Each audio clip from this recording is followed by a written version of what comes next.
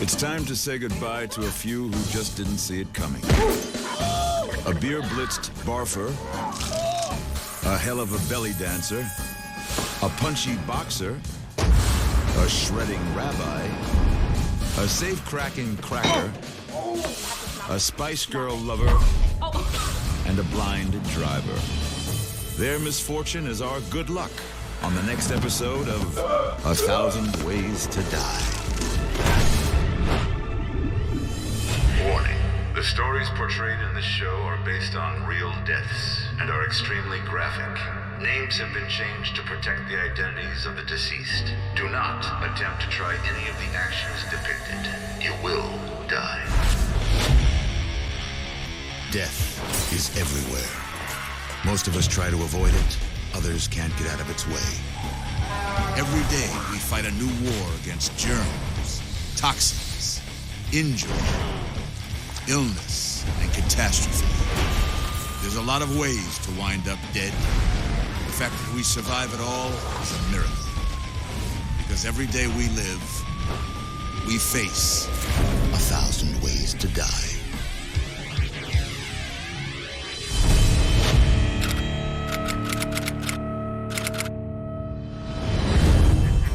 Nature does its best to erase its own mistakes. It's called thinning the herd. These two bozos weren't just thin, they were mental anorexics. I have right away, you son of a bitch. If these guys weren't so drunk, they wouldn't be laughing. It's the cops. More than half of fatal car accidents involve drunk driving. I'm doing all I can. We don't even have a belt! Amos and Larry managed to avoid the law. But there's no way they could escape their biggest threat, themselves. Oh, that was a close one. Big surprise. After 2 six-packs, Larry was feeling a little car sick. Take it. Alcohol is an irritant to the stomach lining, and vomiting is the body's natural way of clearing itself of any poisons or toxicities that's been built up. You okay? Larry was on a losing streak. First his lunch, then... You all right, man?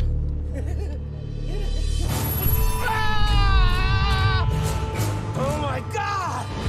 If we could look at a head striking a mailbox at the moment of impact, we'd see the skin be lacerated, the brain will collide with the inside of the skull, and after decapitation, there's a loss of consciousness and immediate brain death. Holy cow! Oh God! Drinking and driving don't mix. That's a heads up for all of you.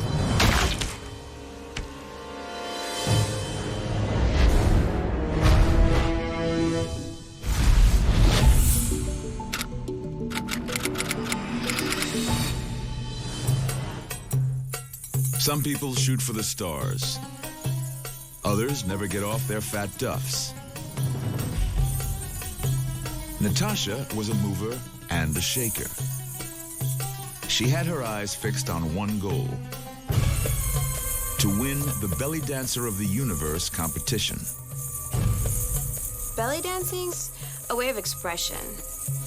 It's very erotic, very hot, and it's got a lot of culture behind it. It's absolutely sexy.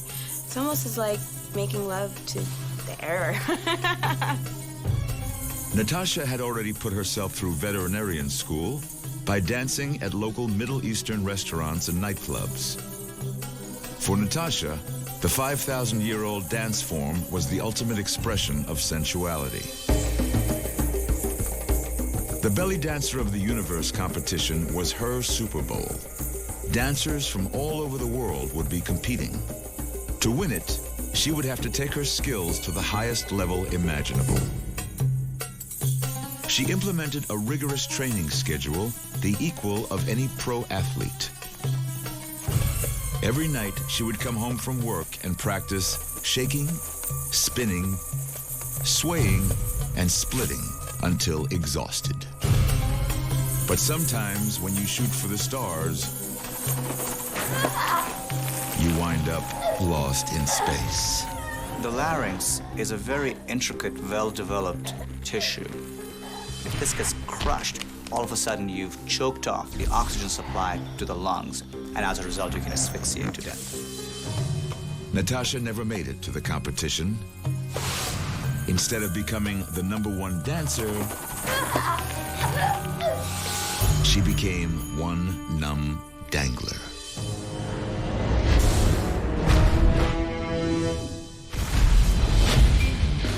Up next, an up-and-coming fighter with an embarrassing secret, and a liquor man takes a licking.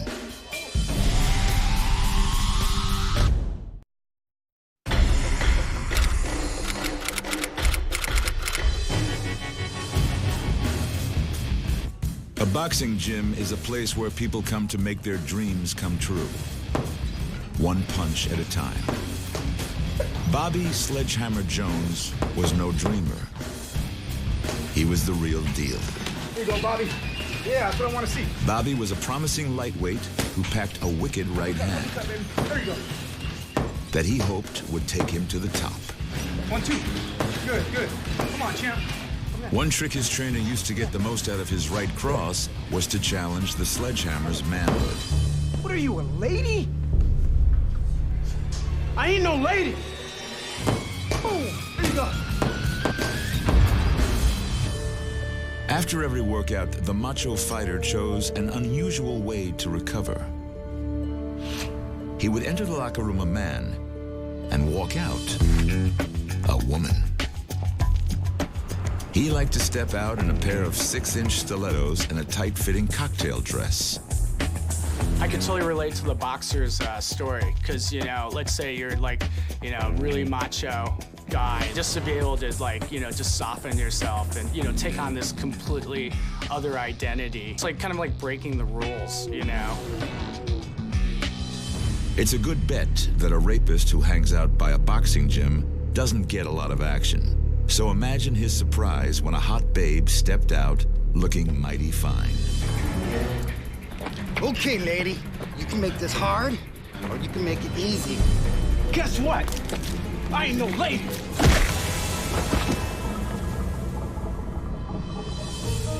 At that point of impact, we call it a coup, and that's where the brain hits the skull. But then it reflexively goes backwards, and in the back, the opposite 180 of where the coup injury is a contra coup. So you can get 2 different injuries. The rapist might not have recognized Bobby as a cross-dressing boxer, but he did see his right cross. I ain't no lady. In fact, it was the last thing he saw. Lights out, loser.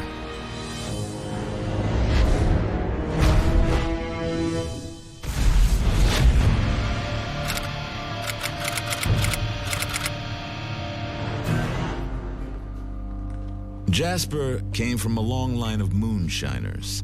But before he hit on the famous blend in 1911, he had a lot of work to do. I hate it. Wouldn't give it to my dog. Brewing bourbon is a Southern tradition. Batch number 6. More charcoal. Recipes are handed down from one generation to the next. The family recipe is probably a combination of different types of grains. It could be corn, malted barley, rye, winter wheat, plus the yeast and the water source. All those come together to make great whiskey making. The only way to achieve the perfect mix was to taste it over and over again. One day, after a hard day's work of hard drinking, Jasper finally nailed it. Batch number 7. That's the one. Here's to you, Stonewall. Jasper kept a safe in his office where he stored the secret formula, and only he knew the combination. But years of testing his own product had addled his memory. Frustrated, the drunk spirit maker gave it the boot. The safe stayed closed, but he did open a large gash on his big toe. An infection starting in the feet is quite common. If a man were to kick a safe and just have an infection spreading from a cut on his toe, that infection will spread up the leg from the toes and can cause infections of the bloodstream. Jasper didn't know it, but he had kick-started his death clock, and he didn't have much time.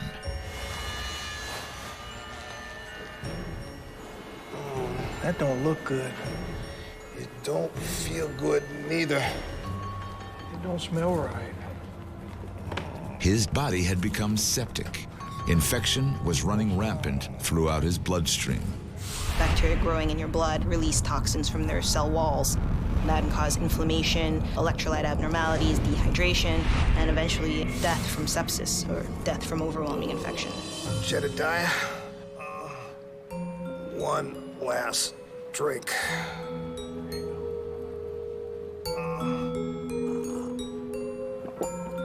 Batch number 7. Sure was the one. Jasper died the way he lived, sipping on the good stuff.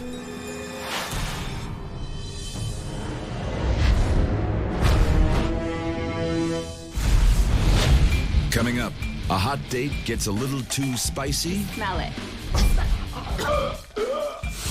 And one of the chosen needs a hosing.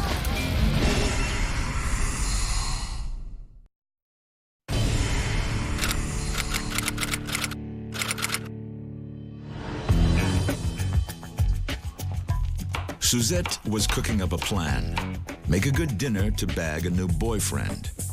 And this chef had all the right ingredients. Not only is this going to be the best meal of your life, it's going to be the best night of your life. Suzette was always the hottest dish in the kitchen. As for her cooking, she was guilty of overspicing. It's all about the spices. You have to smell this one. Just smell it. These are all imported from India. What makes food spicy are capsaicinoids. That aroma. This particular molecule stimulates the neural receptors in your body, and that will actually result in an inflammatory response. Suzette's new suitor had asthma. Brett thought it made him seem weak, so he kept it a secret. A few hidden hits from his inhaler set him straight. And we skip dinner? No, I told you. You have to go sit down. Brett would be forced to sample her cooking before she let him loose on her full-course body. Smell this one. But this was turning into Brett's last supper. Are you okay? I'm good. When you inhale spices as opposed to eating it, it goes directly to your alveoli within your lungs and goes directly into your bloodstream very rapidly. Okay, I want you to smell it. No, get down and smell it. Oh my God, it's incredible. It is not. The overspiced chicken triggered the mother of all asthma attacks. And to make matters worse, Brett's inhaler ran out. What's wrong? When you inhale the thing that you're allergic to, chemicals get released like histamines, and that causes mucus production. If you have too much histamine release, you can then have overwhelming response that could be potentially fatal because it could make you stop breathing. Oh my gosh, stop doing that! Suzette tried to lure her new man with her culinary skills, with disastrous results. Oh my God, he's dead. Instead of eating in, Brett became takeout.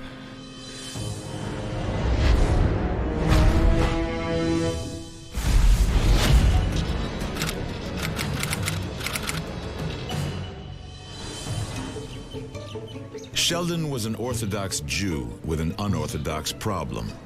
He had moved from Brooklyn to Hawaii to open up a new jewelry store. And now he was in love with a beautiful hula dancer. Her name was Leilani, and Sheldon was captivated by this golden-skinned morsel of forbidden fruit. The fruit is more forbidden because an Orthodox Jew lives in a religion that has very strict rules about custom, about dress, about women in general. Sheldon made a number of attempts to woo his native. First, he left bowls of kreplach on her doorstep, made out of poi.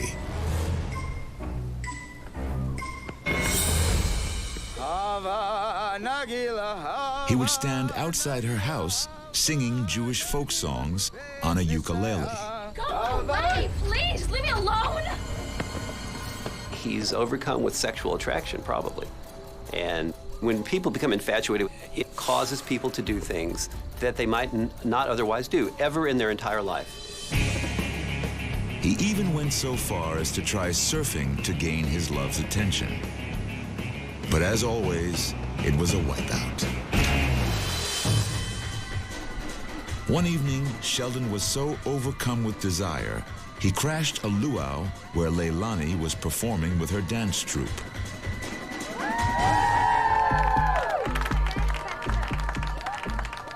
Psst, Leilani! Leilani! Oh, God. Over here! What are you doing? You need to leave now. I want to make you my wife. What? But you're gonna have to convert. Leilani was mortified. Sorry, you guys. She wanted nothing to do with her dark-suited suitor. You're a freak. Here, have a Mai Tai. Rejected, Sheldon started hitting the sauce. He'd never been drunk before, but after 5 Mai Tais, Sheldon was feeling no pain. In the heat of the moment, the very drunk Sheldon thought it a good idea to join in the traditional torch dance.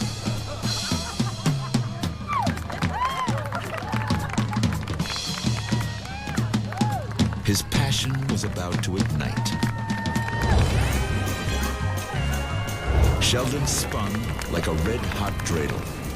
The tourists watched in amazement, thinking it was part of the show. When individuals get burned to a significant part of their body, they've lost all thermoregulatory protection from the skin. This puts them in a hypermetabolic state with increased heart rate, increased respiratory rate, increased temperature. And they lose a lot of proteins and fluids, which then would eventually lead to death. Sheldon wanted the one thing he couldn't have. Leave me alone. But his dreams, along with everything else, went up in flames.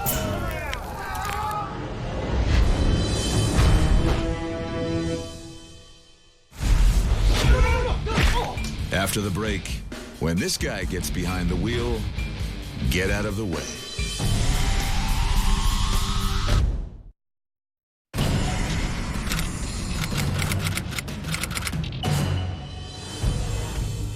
An old retiree and a low-life thug, what do they have in common? Not a thing, until they happen to cross paths at the intersection of fate and death. Shuggy was a lifelong bad guy. In and out of gangs and prisons, he never made an honest buck his entire life. Arthur was an 85-year-old pensioner living out his autumn years alone. He was at peace with himself and the life that he had lived. Shuggy was casing out his next holdup, a gas station convenience store.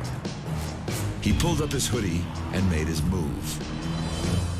Just up the hill, Arthur was about to observe his daily ritual. Unable to drive due to failing eyesight, he would get behind the wheel of his old classic, start it up, sit back, and travel through a lifetime of memories. Back at the store, Shuggy was on the prowl while Arthur drifts off, but this time he goes all the way and crosses the threshold from life to death. Shuggy pounces on the clerk and knocks him senseless. The worn-out emergency brake slips, and the old man's car starts rolling down the hill. Shuggy makes a clean getaway, while the car gathers steam, with a dead man driving. Finally, bad guy meets dead guy.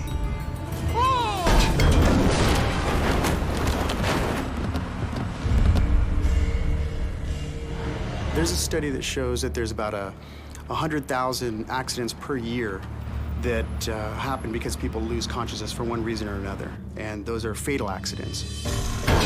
3,500 pounds of American iron did a number on Mr. Shuggy. You get hit on the thigh or the femur, let's say, which is one of the strongest bones in the body. the body has not much way to give. Now, when you hit the ground, you could also bounce back up and hit back down again, getting massive injuries. You could rupture some of the important blood vessels. You can start getting blood draining into areas which it has no business to be in, and you can bleed to death. Arthur never met Shuggy while he was alive. Shuggy wishes they never met at all.